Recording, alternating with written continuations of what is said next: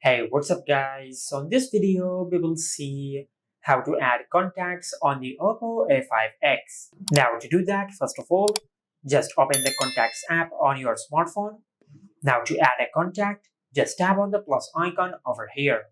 Now in the name section, just enter the name of the contact, then tap on number and enter the number over here. Now if you tap on show more, you can add more details. For an example, you can add the email address of the person, and also you can add the name of the company he or she is working in. And also you can add other details like their nickname or their website. Now after you enter the details, now to save the contact, just tap on done. And once you do that, you will save the contact on your smartphone. Just like that. Now if you're using Google Contacts instead of Oppo's own Contacts app, just open the Contacts app, then tap on the plus icon.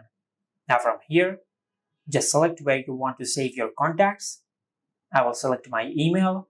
Now in the first name section, just enter the first name of the contact, and under surname, you can add the surname of the person. Now under the company section, you can enter the name of the company where he or she is working. And in the phone number section, just enter the phone number of the person. Now, if you tap on email, you can enter the email address of the person, and also you can add their birthday and many other details. Now, after you enter their details, just tap on save to save the contact, just like that.